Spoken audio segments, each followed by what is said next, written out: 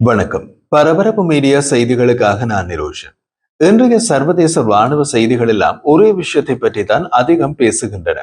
அமெரிக்காவிலிருந்து இந்தியாவுக்கு அனுப்பப்பட்ட 3 அப்பாச்சி ஹெலிகாப்டர்கள் பாதி வழியிலேயே திரும்பி அமெரிக்கா போய்விட்டன. அப்படி என்றால் என்ன நடந்தது?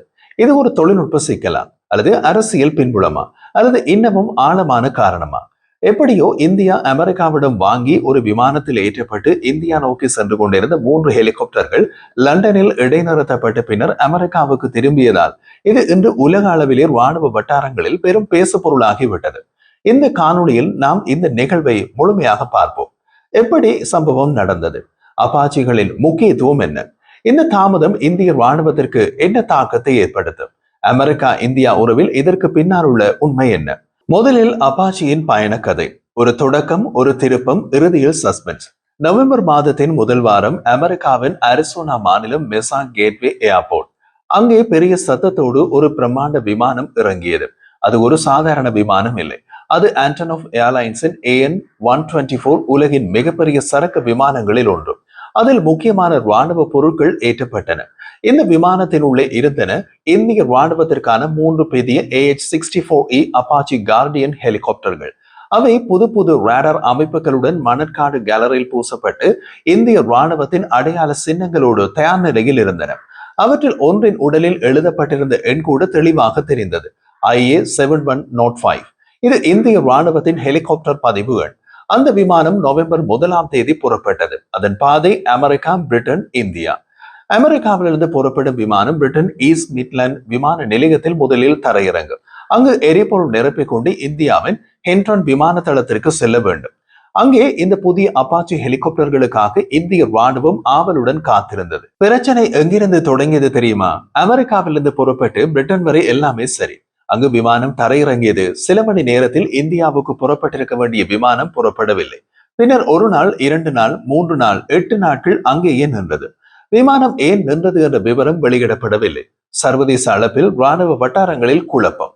அடுத்து நடந்தது அனைவரையும் அதிர்ச்சி அடைய செய்தது. அந்த விமானம் இந்தியா நோக்கி செல்லாமல் மீண்டும் அமெரிக்காவுக்கே திரும்பி பறந்தது. அதுவும் இந்திய ராணுவத்திற்கு போக வேண்டிய அந்த 3 அப்பாச்சி ஹெலிகாப்டர்களோடு சேர்த்து. அமெரிக்காவுக்கு திரும்பியதும் ஹெலிகாப்டர்கள் இறக்கப்பட்டன. அவற்றின் ரோட்டர்கள் அகற்றப்பட்டு ஹெலிகாப்டர்கள் மெதுவாக டோ செய்து எடுத்துச் செல்லப்பட்டன. இதையெல்லாம் விமான கண்காணிப்பாளர்களும் ராணுவ வல்லுநர்களும் இணையத்தில் பின்தொடர்ந்தனர். பலர் ஆச்சரியப்பட்டார்கள். சிலர் நகைச்சுவையாக கூறினார்கள், அப்பாச்சிகள் இந்தியா செல்லும் வழியில் காப்பி குடிக்க மறந்து திரும்பி போயிட்டாங்க போல என்பது போல குறிப்புகள் சமூக வலைதளங்களில் உலாவின. ஆனால் இது சின்ன விஷயம் அல்ல. இது ராணுவ அளவில் ஒரு சீரியஸ் சம்பவம்.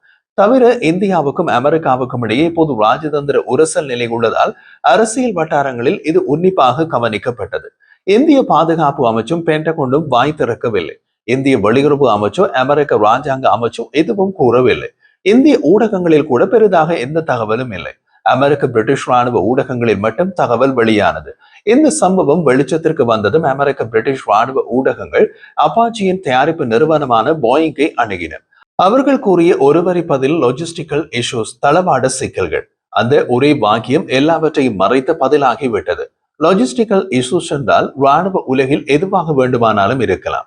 விமானத்தின் தொழில்நுட்ப பிரச்சனை, கஸ்டம்ஸ் அனுமதி சிக்கல், ஏற்றுமதி ஆவண பிழை, அரசியல் அல்லது இருதரப்பு அனுமதி தடை, அல்லது கூட டிப்ளமேட்டிக் தலையீடு. அதாவது இது ஒரு திறந்த ரகசியம் மாதிரி. அந்த வார்த்தை சொல்லும் போதே மர்மம் தொடங்குகின்றது. ஹெலிகாப்டர்கள் அனுப்பப்பட்டதை தாமதமாக தெரிந்து கொண்டு ஏதாவது ஒரு தரப்பு, உதாரணமாக வெள்ளை மாளிகை, ஹெலிகாப்டர்களை திருப்பி கொண்டு வருமாறு உத்தரவிட்டதா என்பது உட்பட பல கேள்விகள் எழுந்தன. இந்தியாவுக்கு இந்த அப்பாச்சி ஹெலிகாப்டர்கள் ஏன் இவ்வளவு முக்கியத்துவம்? அப்பாச்சி ஹெலிகாப்டர் என்பது ஒரு பறக்கும் தாக்குதல் தளபதி. இது வெறும் ஹெலிகாப்டர் அல்ல, மாறாக இது ஒரு சிறிய போர்க்களம். அப்பாச்சி ஹெலிகாப்டர் செய்யக்கூடிய சில விஷயங்கள்: ஒரே நேரத்தில் 4 இலக்குகளை குறிவைத்து தாக்கும் திறன், வானிலிருந்தே டேங்கல், பங்கர்கள், ரேடார்கள் ஆகியவற்றை அழிக்கும் வல்லமை, இரவு நேரம் மற்றும் காற்று தாமதமாக இருந்தாலும் இயக்கக்கூடிய தொழில்நுட்பம், AGM-114 ஹெல்ஃபயர் ஏவுகணைகள், ஹைட்ரா 70 ராக்கெட்கள், 30mm செயின் துப்பாக்கி போன்ற சக்தி வாய்ந்த ஆயுதங்கள். இந்தியாவுக்கு இவை ஏன் தேவை என்றால், இந்தியாவின் 2 முக்கிய எதிரிகள் சீனா மற்றும் பாகிஸ்தான்.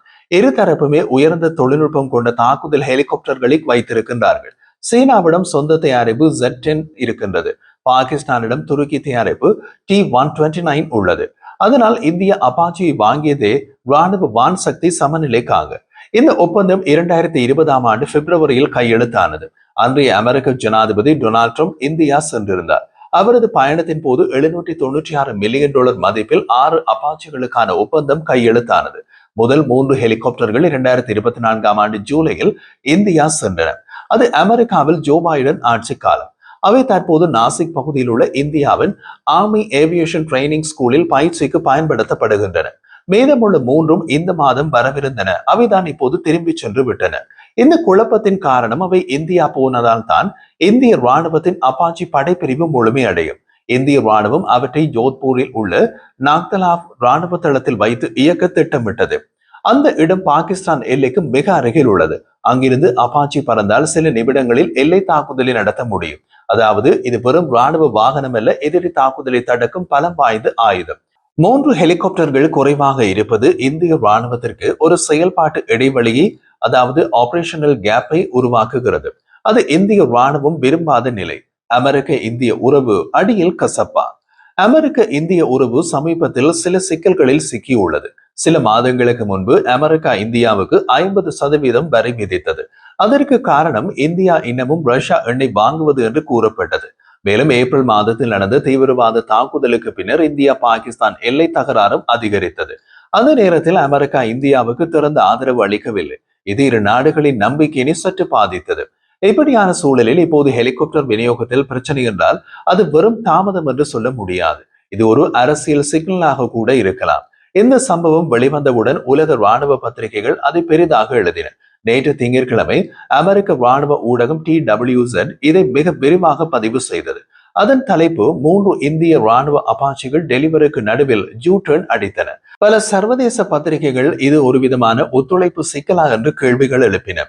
சில சர்வதேச ராணுவ ஊடகங்கள் இது ரஷ்ய எண்ணெய் தொடர்பாக அமெரிக்க தரப்பிலிருந்து ஒரு ஜென்டில் ரிமைண்டர், அதாவது மென்மையான நினைவூட்டல் என்றும் கூறின. ஆனால் அதிகாரப்பூர்வமாக இரு நாடுகளும் எந்த வாக்குமூலமும் அளிக்கவில்லை. அப்படியும் இருக்கலாம், அப்படி இல்லாமலும் இருக்கலாம். அதே நேரத்தில் இங்கு மற்றொரு கிளைக்கதையும் உள்ளது.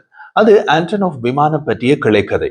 அந்த அப்பாச்சி ஹெலிகாப்டர்களை எடுத்து சென்ற ஆண்டனோவ் AN-124 விமானம் உக்ரைன் நாட்டை சேர்ந்தது. உலகின் மிகப்பெரிய சரக்கு விமானங்களில் ஒன்று இது. ஆனால் உக்ரைன் ரஷ்யா யுத்தம் காரணமாக அதன் செயல்பாட்டு சில பாதைகள் தடை செய்யப்பட்டுள்ளன. சில வழித்தடங்களில் அனுமதி கிடைக்காது. அதனால் அந்த விமானம் வழிமாறி திரும்பி இருக்கலாம் என்று சிலர் கூறுகின்றனர். ஆனால் ஐரோப்பாவுக்கு கிழக்கேயோ மேற்கேயோ உக்ரைனிய விமானங்களுக்கு எந்த தடையும் இருப்பதாக நாம் அறியவில்லை. இது அரசியல் தடையா, தொழில்நுட்ப பிரச்சனையா, விமான அனுமதியா, எதுவாக இருந்தாலும் முடிவாக ஹெலிகாப்டர்கள் இன்னமும் இந்தியாவை சென்றடையவில்லை என்பது உண்மை. அடுத்து பார்க்க வேண்டியது இந்திய ராணுவத்தின் அவசரம். இப்போது இந்திய ராணுவம் ஹெலிகாப்டர்களுக்கு மிக தேவையான நேரத்தில் இருக்கின்றது. சீனாவுடன் எல்லை தகராறுகள் தொடர்ந்து நடக்கின்றன. லடாக் பகுதியில் படைகள் நிலைத்து நிற்கின்றன. பாகிஸ்தானின் எல்லையிலும் தீவிரவாத நடவடிக்கைகள் அதிகரித்துள்ளன. இந்த நிலையில் அப்பாச்சிகள் ராணுவத்தின் ஐஸ் அண்ட் டீத் போன்றவை, அவை இல்லாமை ஒரு பெரிய வெற்றிடத்தை ஏற்படுத்துகின்றது. அந்த ஹெலிகாப்டர்கள் இருந்தால் ராணுவம் குயிக் ஸ்ட்ரைக் செய்ய முடியும். அவை இல்லாததால் அவசர தாக்குதலில் திறன் தள்ளி போய்விட்டது.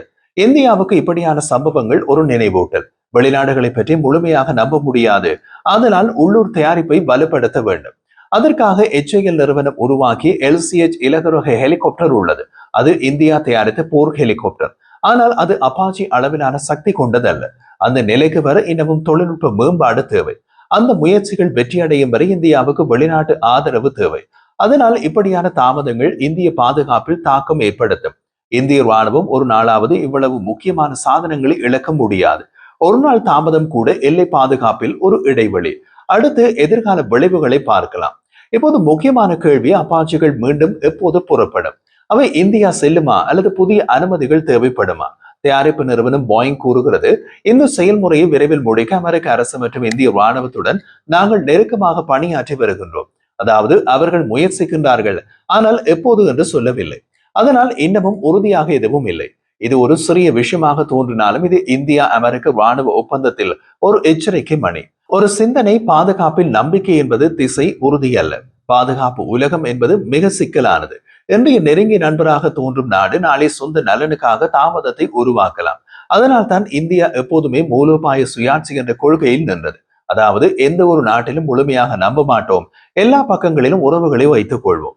அதனால் இந்த சம்பவம் ஒரு பாடமாகும். இந்தியாவின் சக்தி இந்தியாவுக்குள் உருவாக வேண்டும். இந்த சம்பவம் சொல்லும் செய்தி ஒன்றே, வெளிநாட்டு தொழில்நுட்பம் நம்பிக்கை தரலாம், ஆனால் உறுதி தராது. இந்தியா வாங்கிய அப்பாச்சி ஹெலிகாப்டர்கள் இப்போது அமெரிக்காவில் தங்கியுள்ளன. துருக்கி வாங்கிய F-35 விமானங்கள் அமெரிக்காவில் தங்கி இருப்பது போல அவை மீண்டும் எப்போது புறப்படும் என்று யாருக்கும் தெரியாது. ஆனால் ஒரு விஷயம் தெளிவு, இந்திய ராணுவம் அவற்றுக்காக காத்திருக்கிறது, முழு நம்பிக்கையுடன், முழு முன்னேற்பாட்டுடன். அந்த நாள் விரைவில் வரட்டும். நன்றி நண்பர்களே. பரபரப்பு மீடியாவுக்காக இது உங்கள் நிரோஷன். மீண்டும் சந்திப்போம் அடுத்த ராணுவ அல்லது ராஜதந்திர சுவாரஸ்யத்துடன்.